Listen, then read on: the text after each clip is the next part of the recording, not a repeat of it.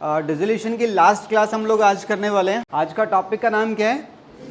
Dissolution expenses. खाली इसी के बारे में बातें करेंगे आज हम लोग, ठीक है ना? आओ। अच्छा, ये क्या सीन नज़र आ रहा है तुम लोगों को?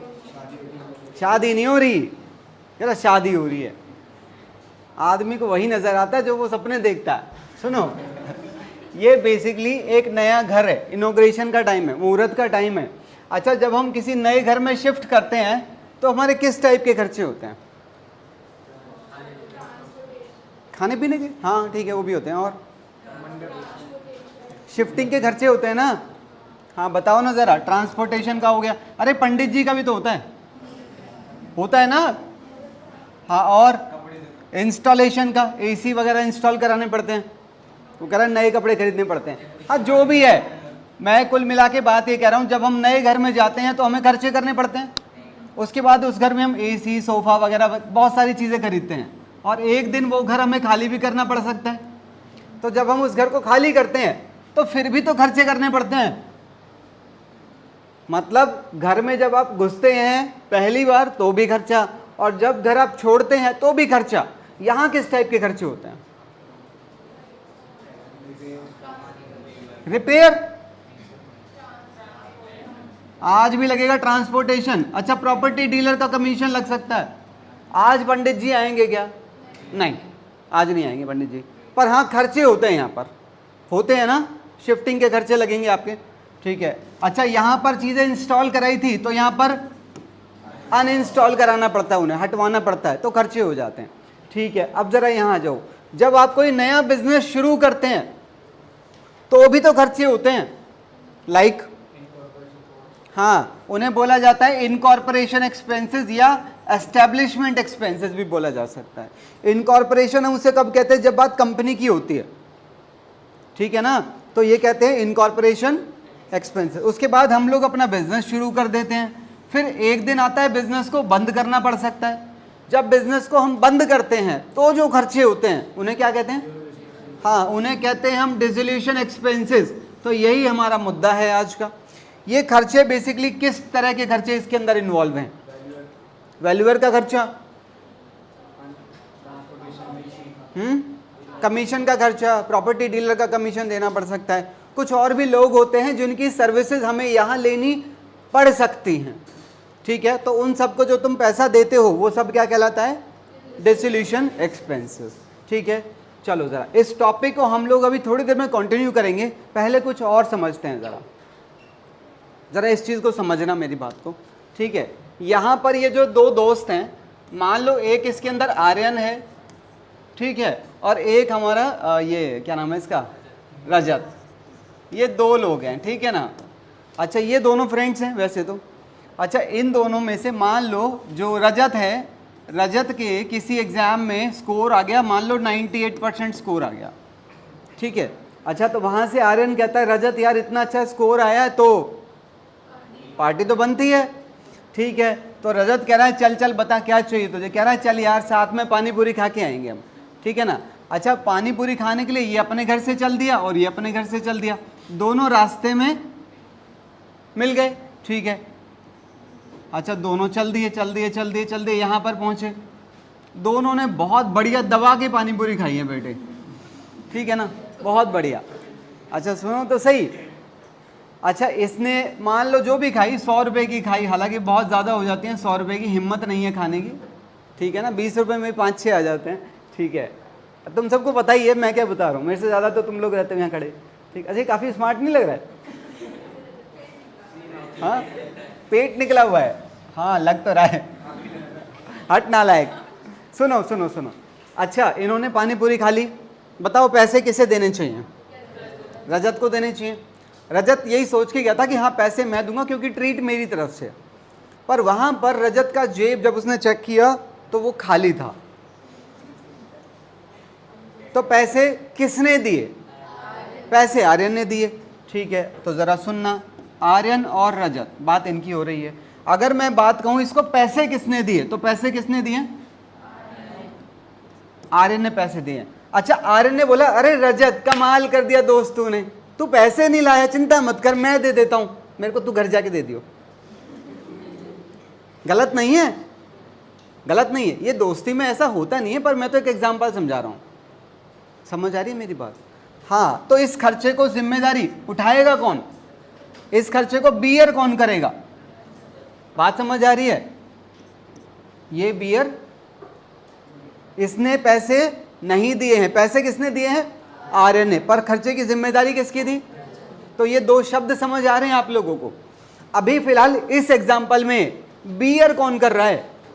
बियर रजत करेगा। और पे कौन कर रहा है? आर्यन। क्या आर्यन का खर्चा हुआ है? बताओ। अच्छा चलो जरा जर्नल एंट्री डलवाओ जरा। ये क्या एंट्री डालेगा इसकी? गोलगप्पे खाने की एंट्री। बताओ, गोलगप्पा खर्चा है ना? अरे खर्चा ही तो है, तो खर्चे का नाम दे देते गोलगप्पे एक्सपेंसेस डेबिट। क्या ये भी इस खर्चे को रिकॉर्ड करेगा? खर्चा किसकी तरफ से था? हाँ, तो golgappe expenses account debit to Aryan. Reason, क्योंकि इसने पैसे किसको देने हैं, तो इसकी नजर में आर्यन इसका क्रेडिटर बन गया है। ये क्या एंट्री डालेगा? ये गोलगप्पे का नाम लिखेगा ही नहीं अपनी बुक्स में। तो ये रजत डेबिट टू कैश। इसने हालांकि पैसा किसको दिया है, पर ये मानेगा इसने पैसा किसको दिया है? एक तरह से रजत को ही तो दिया है, उधार दिया है। सीधी सी बात है। बात समझ आ गई है? चलो जरा।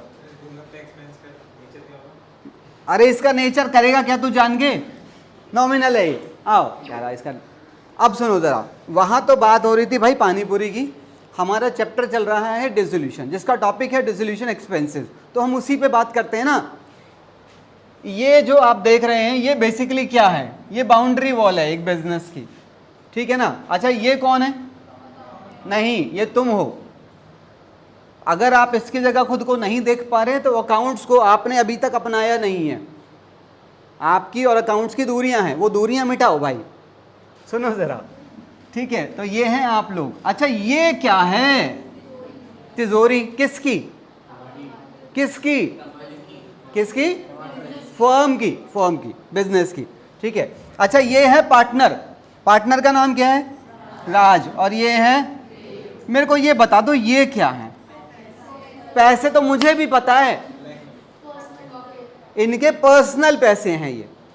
अच्छा ये पैसे इसकी पॉकेट में कहां से आए इनके? अबे ये अपने घर से लाए होंगे। ये वो पैसा है जो ये डेली घर से लाते हैं, ले जाते हैं, रास्ते में कुछ भी करें, फेंकें, उठाएं, किसी को दें, बच्चों पे खर्च करें, बीवी पे खर्च करें, किसी पे खर्च करें, कोई मतलब नहीं, ठीक है ना? तो ये बेसिकली पैसा किसका है? फर्म का। और ये इनका पर्सनल पैसा है, ठीक है ना? सुनिएगा जरा। अच्छा जब बिजनेस हम बंद करते हैं तो हमें किस किस की हेल्प लेनी पड़ सकती है? चार्टर्ड अकाउंटेंट की, लॉयर की, प्रॉपर्टी डीलर की, वैल्यूअर्स की, ब्रोकर्स की, और डेट रिकवरी सर्विस। होते हैं कुछ लोग ऐसे जो हमारा पैसा लोगों से वापस निकलवाने में मदद करते हैं। तो इतने सारे लोगों की आप हेल्प लेंगे। अच्छा जब इतने सारे लोगों की आप हेल्प लेंगे तो ये फ्री में हो जाएगी ना हेल्प? अच्छा मान लो इन सब के खर्चे मिलाकर कितना बन रहा है टोटल? मैं ऐसा मान रहा हूँ टोटल 20,000 बन रहा है।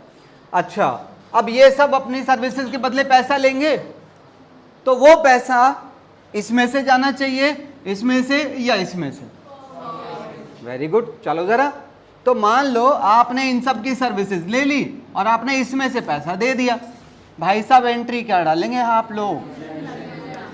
रियलाइजेशन अकाउंट डेबिट टू, इसमें से गया है तो टू कैश या टू कैश बैंक। आपको पता ही है भाई बहन होते हैं, हाँ या ना?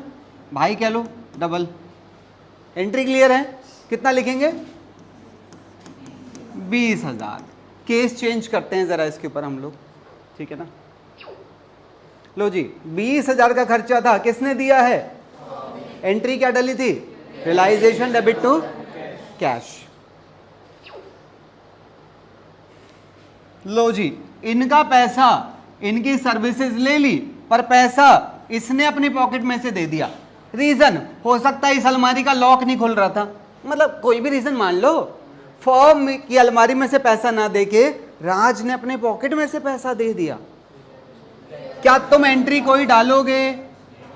रियलाइजेशन अकाउंट डेबिट टू, इसकी कैपिटल बढ़ानी पड़ेगी भाई, टू राज की कैपिटल। कोई परेशानी तो नहीं, बता दो। अगला केस, आपने इन सब की सर्विसेज ले ली, आपने यहां से कितना पैसा दिया है 5,000, इसने कितने पैसे दिए 7,000, इसने कितने दिए 8,000। आप एंट्री क्या डालेंगे, realisation account debit to cash या बैंक, टू राज कैपिटल और टू देव की कैपिटल। इसके अंदर हमारा खर्चा 20,000, 5,000, ये 5,000 है, कितना गंदा लिखा है मैंने, और 8,000। केस क्लियर है? और बुरा करते हैं, चलो जरा ध्यान से देखना। As Dev had very little idea of market, ये थोड़ा सा अनपढ़ टाइप का है, इसको बहुत ज़्यादा पता नहीं है, लोगों से ज़्यादा मिलता नहीं है, थोड़ा सा नर्वस रहता है। कह रहा मेरे को शर्म आती है, कह रहा मैं नहीं मिलूंगा किसी से जाके, मैं बातचीत नहीं करूंगा। ये बहुत तेज़ तर्रार आदमी है, हालांकि मेरे को समझ में नहीं आ रहा दोनों ने पार्टनरशिप कैसे कर ली, बट एनीवेज हो जाता है, कभी कभी ऐसे सीधे और टेढ़े लोग मिल जाते हैं। ठीक है, तो सुनो बेटे, राज ने ये वाली जिम्मेदारी खुद ले ली। कौन सी जिम्मेदारी? राज क्या कह रहा है, कह रहा तू टेंशन ना ले, तू भाई है मेरा, कह रहा पार्टनर बाद में, तू भाई है मेरा, कह रहा मैं इन सब से खुद डील कर लूंगा, इन सब से सारी सर्विसेज मैं खुद ले लूंगा, जाऊंगा बातचीत भी करूंगा, नेगोशिएट भी करूंगा, सब कुछ करूंगा और सारी सर्विसेज को टाइमली इनसे लूंगा भी। कह रहा पर मैं इसके बदले 10,000 रुपये खुद भी लूंगा। ये क्या कह रहा है? कह रहा मतलब तेरे 10,000 अलग और उनको देने 20,000 अलग, मतलब टोटल खर्चा 30,000 हो गया हमारा। तो ये कह रहा फिर तू कर ले, अगर तेरे को ऐसा लग रहा है मैं ज़्यादा ले रहा हूँ तो तू कर ले, तू ले लियो 10,000। कह रहा मेरे को तो आता ही नहीं है, तो ऐसा कर तू ही कर ले। मतलब ये तो बातचीत का एक हिस्सा है, बस ऐसा थोड़ी होता है, इतनी बेइज्जती से थोड़ी बात होती है, इससे ज़्यादा से बात होती है। हाँ, अब हम जर्नल एंट्री पे बात करते हैं। आपको क्या लग रहा है, 10,000 तो ये मांग रहा है और उनके 20,000 और देने पड़ेंगे यहाँ से। रियलाइजेशन अकाउंट डेबिट टू, इसकी कैपिटल बढ़ा दो, 10,000 इसकी सर्विस ले रहे हो ना आप, तो टू राज की कैपिटल 10,000। अच्छा, इनके जो पैसे हैं वो इसी में से देने हैं ना, पक्का ना? हाँ बता दो फिर। Realisation account debit to cash या बैंक।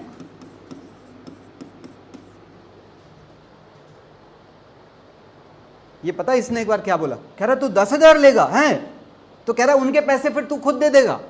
कह रहा पागल आदमी, मैं 10,000 लेके उनके 20,000 दे दूंगा, दिमाग तो लगा ले, 10,000 तो मैं अपनी सर्विस के मांग रहा हूं। बात समझ आ रही है? हाँ, इसीलिए यहां क्या लिखा है, एक्सक्लूडिंग। कह रहा 10,000 खाली मेरे हैं, कह रहा उनके अलग हैं, वो तो अलग देने पड़ेंगे, वो यहां से देने पड़ेंगे। ठीक है, आओ जरा और बुरा करते हैं। अब जरा देखो, as Dev had very little idea of market, Raj ने जिम्मेदारी अपने कंधों पे ले ली और कितने मांग रहे, 10,000 ही मांग रहे। थोड़ा और चलो, as there was shortage of funds in the, कह रहा यहां पर मान लो पैसा नहीं था, यहां पैसा नहीं था, ठीक है ना, इसीलिए इनको भी जो पैसा देना पड़ा वो राज ने अपनी पॉकेट में से दे दिया। Raj paid dissolution expenses of 20,000 from his own funds. 10,000 तो आप इसे दे रहे हो, पहले 10,000 की एंट्री वही है। Realisation account debit to Raj की कैपिटल 10,000। अब क्योंकि 20,000 यहां से देने थे पर यहां से दिए तो नहीं है ना, वो तो इसने अपनी पॉकेट में से दिए हैं, जो कि इसका पर्सनल पैसा है। एंट्री क्या डालूं, रियलाइजेशन अकाउंट डेबिट टू, इसकी कैपिटल और बढ़ा दो क्योंकि ये खर्चा अलग है, ये खर्चा 10,000 के अंदर जुड़ा हुआ नहीं है।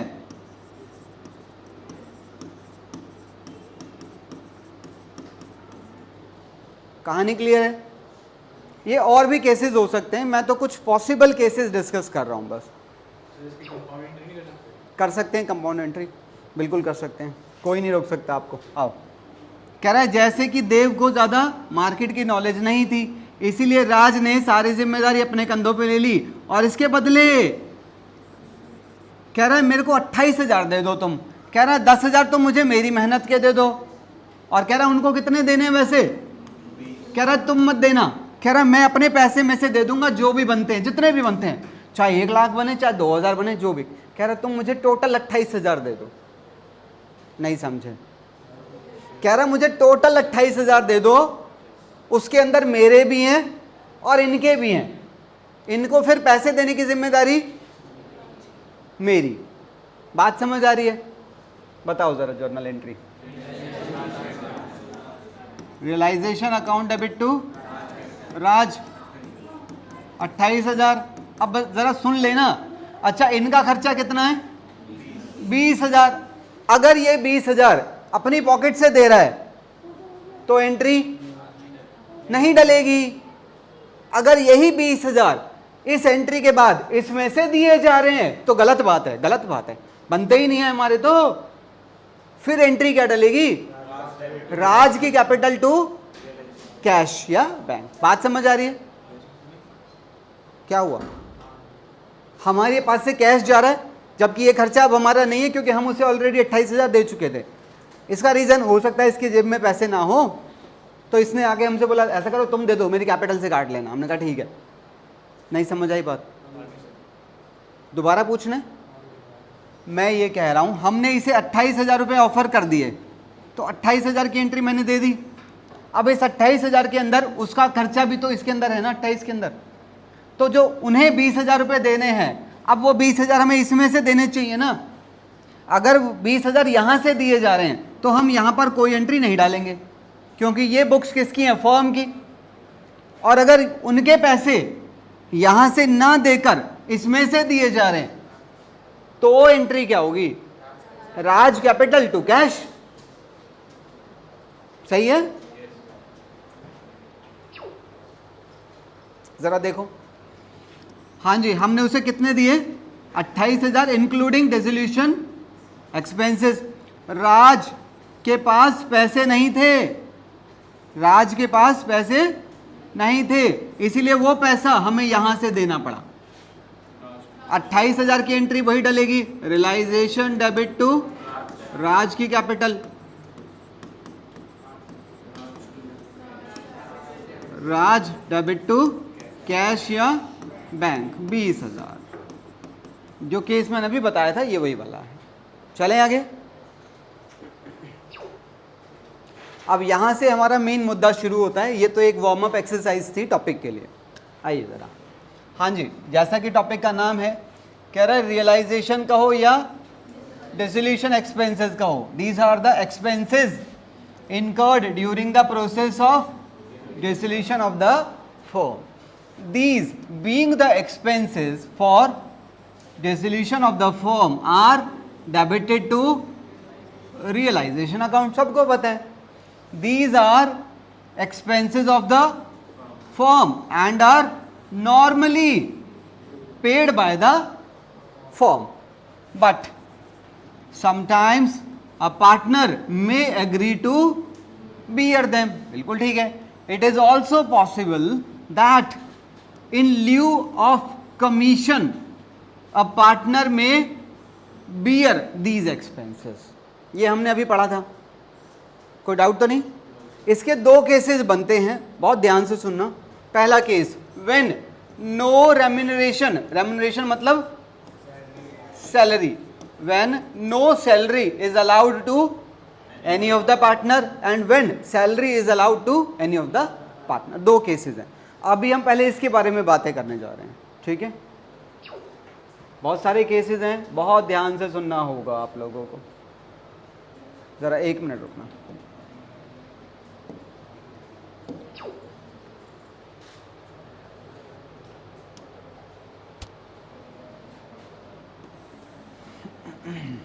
हाँ जी, टॉपिक क्या है? कौन सा? No remuneration is allowed to any of the partner when the responsibility of the dissolution not taken by any of the partner। हम ये डिस्कस कर रहे हैं अभी। आइए जरा, अब इसके 4 केस हो सकते हैं। ठीक है ना। लो जी, पहला केस जरा देखो, कह रहा है बॉर्न बाय द फर्म, जब खर्चों की जिम्मेदारी किसकी है, फर्म की है, ठीक है ना, और सबके अंदर केस आ जाएगा। और पेड अगर इसने करे, इसने करे, इसने करे और इसने करे, मतलब बॉन्ड के अंदर कितने केस हैं, 4 केस हैं बॉन्ड के अंदर, ठीक है। पहला केस जरा देखो, कह रहा है रियलाइजेशन एक्सपेंसेस कितने हुए हैं, were borne by the firm and were paid by the firm, ये लिखा हुआ है। अगर entry realisation account debit to cash, अगला रियलाइजेशन एक्सपेंसेस 5000 के हैं, वर बॉर्न बाय द, देखो साफ पता लग रहा है किसने बियर करे हैं, साफ पता लग रहा है क्योंकि केस ही यही वाला पढ़ रहे हैं हम, ठीक है ना। Borne by the firm and were paid by the partner, realisation account debit to partner की कैपिटल। आगे चलो, रियलाइजेशन एक्सपेंसेस 5000 के थे to be borne by the firm. आप देख रहे हैं ये जो लाइन है ये तीनों में कॉमन है अब तक, क्योंकि हमारा टॉपिक ही यही वाला है। अगले में आओ जरा, रियलाइजेशन एक्सपेंसेस 5000 के थे, were to be borne by the firm, बस इतना लिखा है, ये नहीं लिखा कि पैसे किसने दिए हैं, ये तो लिखा है कि खर्चा किसको उठाना था, पेमेंट के बारे में नहीं बता रहा। ये तो बता रहा है कि ट्रीट कौन दे रहा है, पर ये नहीं बता रहा है कि गोलगप्पे वाले को पैसे किसने दिए हैं। तो क्या मानूं, गोलगप्पे वाले को पैसे किसने दिए होंगे, जिसने ट्रीट दी थी उसी ने दिए होंगे, हाँ या ना। तो पढ़ना जरा, रियलाइजेशन एक्सपेंसेस 5000 के थे, किसको बियर करने थे, एज पर CBSE payment details will be given in the, और अगर क्वेश्चन फिर भी साइलेंट होगा नहीं, क्योंकि सीबीएसई ने ये साफ बोला है कि हम पेमेंट डिटेल देंगे। मैं कह रहा हूं बाई चांस अगर ना दे तो we will assume the payment was made by the, तो इसकी जर्नल एंट्री पहले वाले की तरह हो गई, हाँ या ना। अरे समझ आ रहा है, आओ जरा दही जमा के बैठते हो।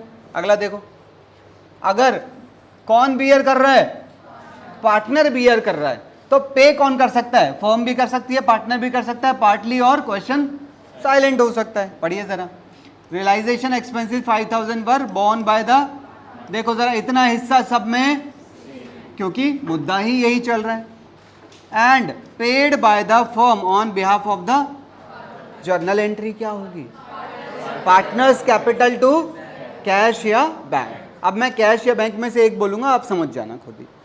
अगला, रियलाइजेशन एक्सपेंसेस 5000 का था, किसको बियर करने थे, पार्टनर को, और पेड बाय द पार्टनर लिखा, नो एंट्री, उसको खुद उठाना था, उसने पैसे दिए, हम क्यों टेंशन लें, हमारा काम ही नहीं है। अगला, रियलाइजेशन का खर्चा 5000 का है, were to be borne by the partner, किसको बियर करने थे, सारे के सारे पार्टनर को बियर करने थे। 3000 were paid by the firm, ये हमारे लिए काम का है, कह रहा 2000 उसने खुद दिए हैं, तो 2000 को इग्नोर कर दो, 3000 की एंट्री डलेगी पार्टनर्स कैपिटल टू कैश। अगला, रियलाइजेशन का खर्चा 5000 का, किसको बियर करना था, क्वेश्चन साइलेंट है, पर क्वेश्चन में मैंने बोला कि डिटेल देगा, ना दे तो वी विल एज्यूम किसने पे किए होंगे, पार्टनर ने, उसको ही उठाने थे, उसने ही पैसे दिए हैं, तो नो एंट्री। आई थिंक समझ आ रही हैं बातें, ठीक है। अगला केस, बॉर्न पार्टली अगर लिखा है तो क्या होगा, देखते जाना जरा, किसके, तो किसको बियर करने थे, जिसको बियर करने थे, अगर क्वेश्चन साइलेंट है तो पे भी उसी ने करे होंगे, मतलब जिसने ट्रीट के लिए बोला था और हमें पता नहीं है पैसे किसने दिए, तो हम मान लेंगे कि पैसे उसी ने दिए होंगे, रजत ने, ठीक है। रजत यू हैव टू पे, आओ। अरे क्या हो गया, दांत निकालते हो। रियलाइजेशन का खर्चा देखो सब केस में कितना है, 5000 का है, और यहां पर पे कौन कर रहा है, out of the said expenses ₹3000 to be borne by the firm, ₹3000 were to be borne by the firm and balance by the partner, क्योंकि बॉर्न भी पार्टली है, ठीक है, और पेड कौन है, फर्म, और सारे के सारे पैसे किसने दे दिए, फर्म ने दे दिए, फर्म ने अपनी खुद की अलमारी में से 5000 दे दिए। अच्छा, जबकि फर्म का अपना खर्चा कितना है, फर्म का अपना खर्चा 3000 का है और ये वाला खर्चा पार्टनर का है, पर फर्म अपने पैसे भी दे रही है और इसके भी दे रही है। ये रियलाइजेशन में डेबिट, ये कैपिटल में डेबिट और ये टू कैश। अगला,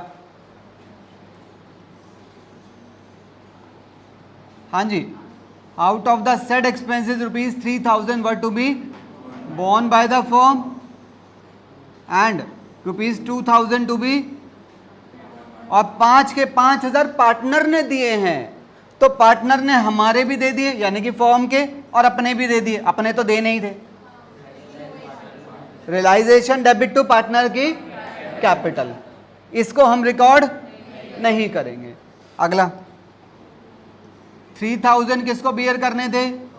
2000 पार्टनर को। 3000 were paid by the firm, firm ने अपने वाले खुद दिए हैं और ये वाले पार्टनर ने दिए हैं अपने खुद। रियलाइजेशन डेबिट टू कैश, इसे हम रिकॉर्ड नहीं करेंगे। अगला देखो जरा, अगर क्वेश्चन साइलेंट हो तो हम मान लेंगे जिसको जितना बियर करना था उसने उतना पे किया होगा। आई थिंक क्लियर है। लास्ट वाला केस, अगर क्वेश्चन साइलेंट है कि किसने बियर किया है, किसने बियर किया है ये नहीं बता रखा है, तो हम मान लेंगे कि सारा का सारा कौन बियर कर रहा होगा? फर्म बियर करेगी। अब पेमेंट का केस हो सकता है फर्म ने किया हो, पार्टनर ने किया हो, मिलके किया हो या साइलेंट हो। आओ जरा देखते हैं। अगर ये लिखा है रियलाइजेशन का खर्चा 5000 का है और पेड बाय द फर्म लिखा है, ये नहीं लिखा कि कौन बियर करेगा, तो एंट्री डलेगी रियलाइजेशन टू कैश। अगला, रियलाइजेशन का खर्चा 5000 का है, were paid by the partner लिखा है, realisation debit to partners capital, क्योंकि बॉन्ड को लेके क्वेश्चन साइलेंट है। रियलाइजेशन का खर्चा 5000 का है, 3000 were paid by the partner, 2000 were paid by the firm. Realisation debit to partners capital, जो वो दे रहा है और जो हम खुद दे रहे हैं वो टू कैश में चला जाएगा। अगला भी बिल्कुल सेम टाइप का है। केसेस क्लियर हैं? पक्का चलें आगे? हाँ जी। अगला हिस्सा क्या है कि जब हम किसी पार्टनर को रेम्युनरेशन दे रहे हैं, यहां पार्टनर को रेम्युनरेशन नहीं दिया गया था, जरा सुनना जरा इसे, अरे सुनो तो सही। अरे रियल चीज़ें थी जो हुई थी तो मेरे को याद है, तो मैं बता देता हूँ, डिस्कस कर लेता हूँ, ठीक है ना। हाँ, ये वैसे मेरे खुद के साथ हुआ था, ठीक है क्या बेसिकली शादी के टाइम पे जैसे, सुनो तो सही, गेस्ट आते हैं, ठीक है ना, खाने वाने के लिए, तो 400-500 लोग तो जनरली हो ही जाते हैं, ठीक है। तो ठीक है, मैं भी बता किसके पास गया, एक कैटरर के पास। मैंने कहा जी ऐसे ऐसे शादी का प्रोग्राम है और गेस्ट आएंगे। कह रहा है कितने लोग आएंगे? मैंने कहा 400-500 मान के चलो एवरेज। कह रहा है ठीक है। मैंने कहा तो आपकी सर्विसेज चाहिए थी। कह रहा है ठीक है सर। मैंने कहा बताओ कितने पैसे वैसे लोगे आप? कह रहा है हम लेंगे आपसे 30,000 रुपये। ये एक्चुअली हुआ था, यही अमाउंट पे बात हुई थी मेरी, ठीक है। तो कह रहा है 30,000 रुपये लेंगे। मैंने अच्छा, मैं 30,000 में आप 500 लोगों को खाना खिला दोगे? कह रहा है हाँ। मैंने कहा 30,000 रुपये लेके मेरी कोई जिम्मेदारी नहीं? कह रहा नहीं। कह रहा 30,000 में ये बर्तन वर्तन आपको मिलेंगे और ये कुछ लोग जाएंगे, वहीं आके खाना बनेगा आपके घर पे ही जहाँ पे शादी होनी है, ठीक है ना।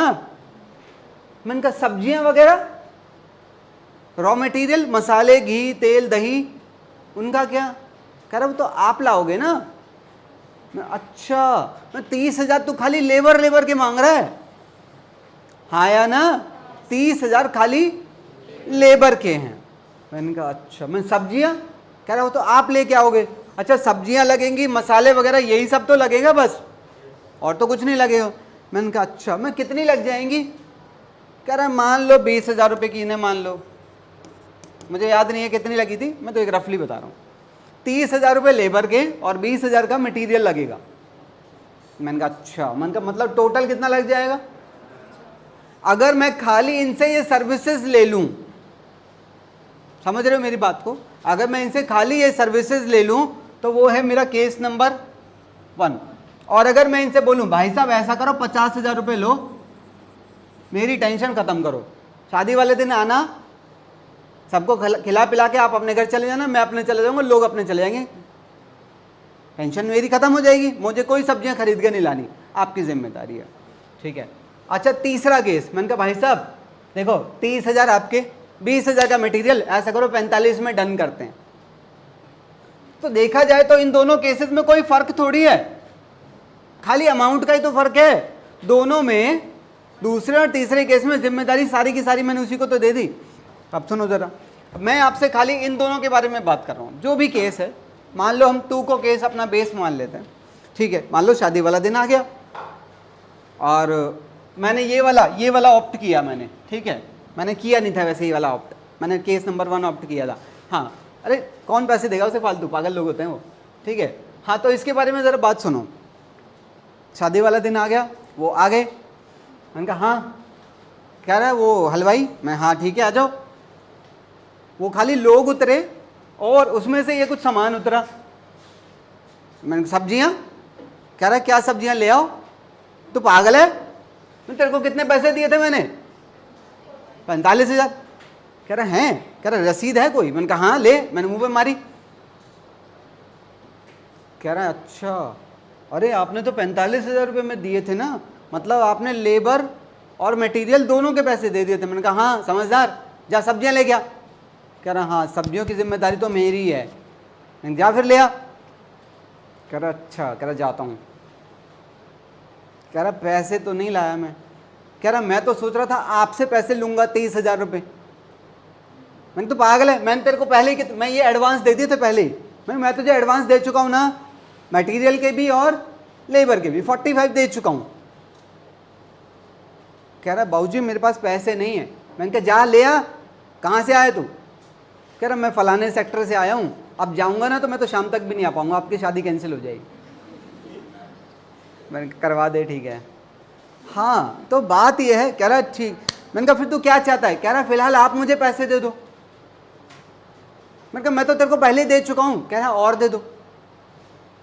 वो उधारी तो मांग रहा है, बात समझ आ रही है? क्योंकि मैं उसे पहले ही दोनों चीज़ों के पैसे दे चुका था, तो अब जो मैं उसे दे रहा हूँ वो एज ए लोन दे रहा हूँ एक तरह से। समझ आ रही मेरी बात? पक्का ना? आओ ज़रा टॉपिक से कनेक्ट करेंगे हम इसे। 3 केस हैं इसके अंदर। जब हम पार्टनर को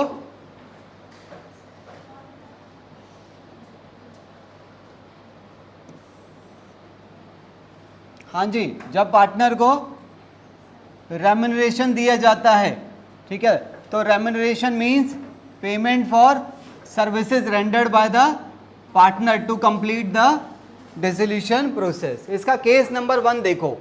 अ partner is paid remuneration and realisation expenses are borne by the firm. ध्यान से सुन लेना। A partner is allowed remuneration. कितना हम उसे रेम्युनरेशन दे रहे हैं? हम उसे 5,000 का रेम्युनरेशन दे रहे हैं ताकि वो हमारे बिजनेस को बंद करवा दे, ठीक है, for completing the dissolution work. It does not include realisation expenses. ये कौन से वाले हैं?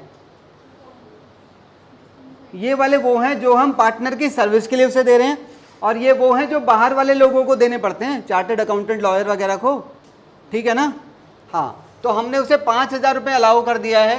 अब ये 4,000 रुपये किसका खर्चा होगा?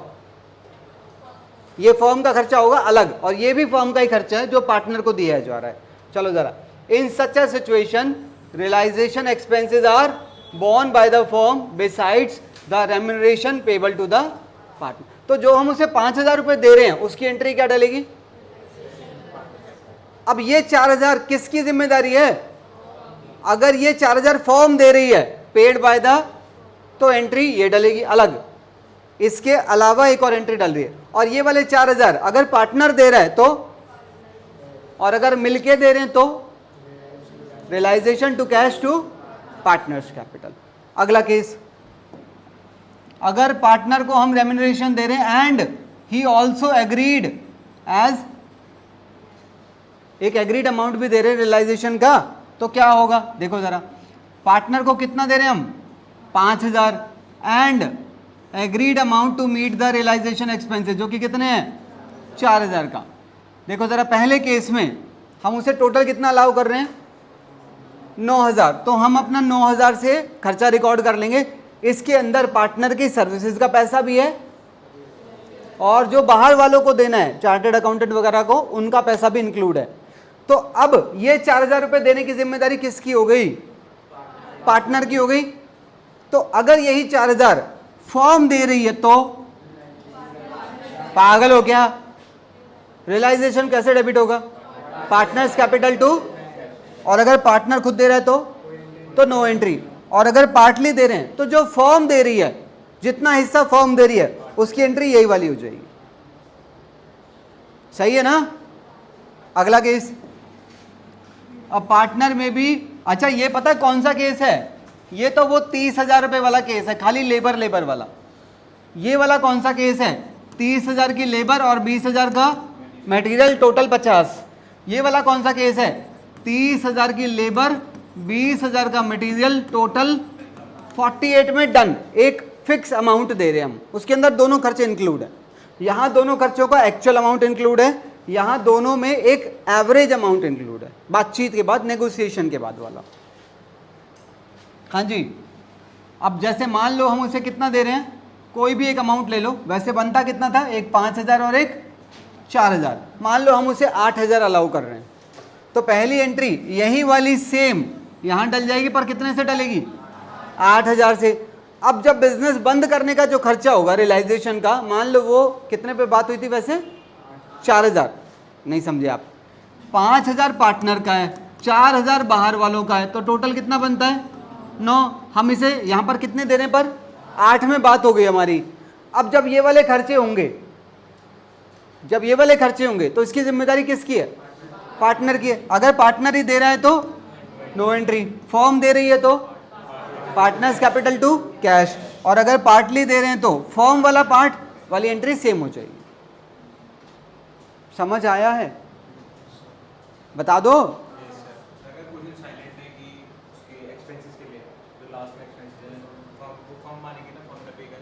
कौन से, मतलब क्या कहना चाह रहे हो, केस बताओ। हाँ, हमने उसे रेम्यूनरेशन दिया है, इंक्लूडिंग खर्चा या एक्सक्लूडिंग खर्चा, एक्सक्लूडिंग दिया है, तो खाली वो तो उसकी सर्विसेज का खर्चा है। उसके बाद जो एक्चुअल खर्चा होगा बिजनेस बंद करने का, उसकी जिम्मेदारी तो फर्म की है ना। ठीक है, कुछ केसेस हैं यहाँ पर, आप जरा रीड करेंगे इन्हें खुद, और कोई आपको डाउटफुल लगे तो नहीं, खुद मत करो यार, मैं ही करा देता हूँ, पता नहीं क्या पढ़ के बैठ जाओगे। पहला केस, realisation to cash, realisation to A, ठीक है ना। आराम से, आराम, शांति शांति, ठंडा ठंडा करके। रियलाइजेशन का खर्चा 5,000 का है, were paid by the firm and ₹3,000 on behalf of B लिखा हुआ है। लिख लें क्या, लिख लेते हैं ना, पता नहीं क्या क्या बोले जा रहे हो, बताओ। खर्चा 5,000 का है जिसके पैसे फर्म ने दिए हैं, तो क्या मैं कह सकता हूं कि फर्म की जेब में से कितना गया है, 5,000 गया। ₹3,000 ऑन बिहाफ ऑफ बी, इसका मतलब साफ है, इसमें से 2,000 किसको पिक करने थे, फर्म को, और 3,000 किसको बियर करने थे, पार्टनर को। तो फर्म अपने भी पे कर रही है और पार्टनर के भी पे कर रही है।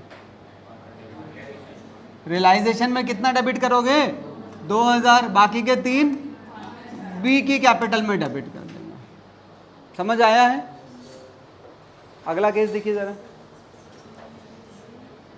सी इज पेड रेम्यूनरेशन इंक्लूडिंग खर्चा कितने का, to carry out the dissolution of the firm. पहले इसकी एंट्री डाल लो, realisation account debit to C की कैपिटल 20,000,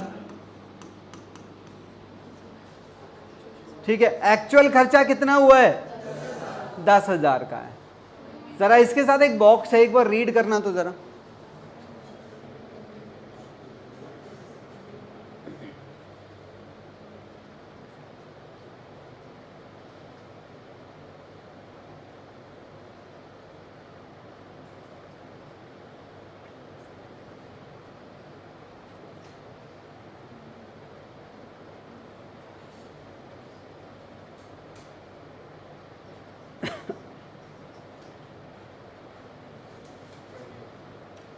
बताओ क्या लग रहा है तुम्हें इसका?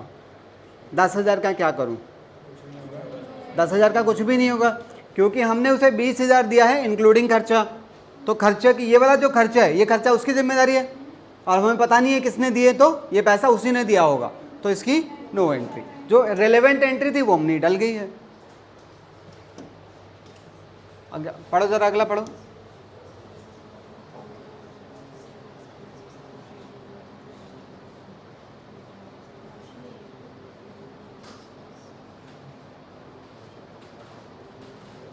₹8,000 किसने दिए हैं? तो फर्म के पॉकेट से कितना कैश गया? 8,000।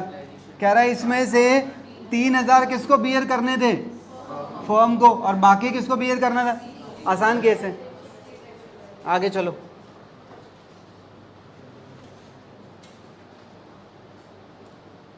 ये भी सेम है, बस अमाउंट घुमा दिए गए हैं।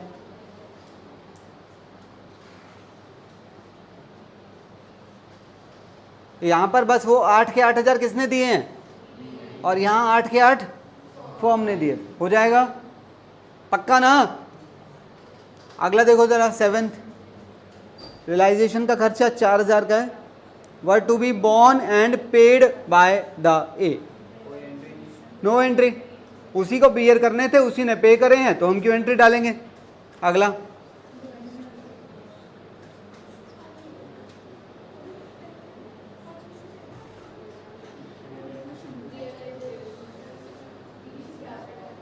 B is to carry out the dissolution of the firm at an agreed remuneration of 10,000.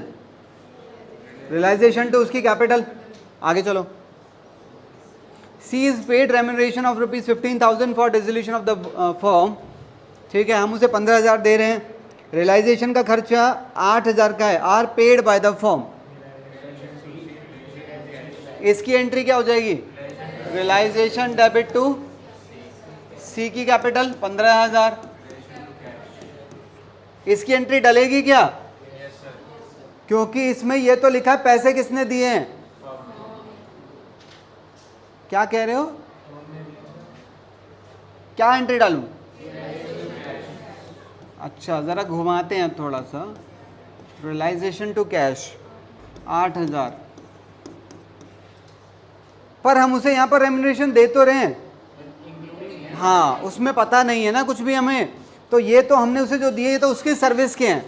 ये वाला जो पैसा है ये फर्म का अपना खर्चा था, तो इसके पैसे फर्म ही दे रही है, तो ये खर्चा अलग से रिकॉर्ड होगा। मतलब फर्म के 2 खर्चे हैं बेसिकली, एक पार्टनर का, एक बाहर वालों का।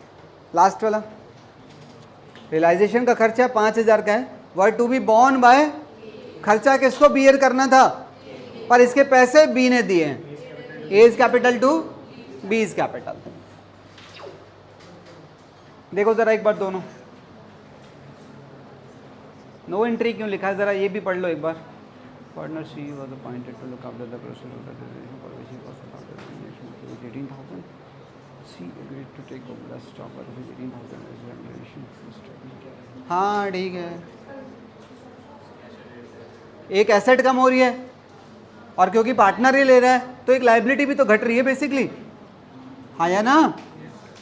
अगला देखो, इसमें भी सेम है। एक डेटर हमारा कह रहा है तुम चिंता मत करो, तुम्हारा रियलाइजेशन का खर्चा मैं दे दूंगा। तो हमारी एक जिम्मेदारी कम हो रही है, एक एसेट भी कम हो रही है, और दोनों फुल सेटलमेंट में हो रही है, इसलिए नो एंट्री। ठीक है ना? अरे जब भी कोई आपकी एसेट किसी लायबिलिटी के साथ लड़ भिड़ के मर जाए और कोई डिफरेंस ना निकले तो नो एंट्री, बात खत्म।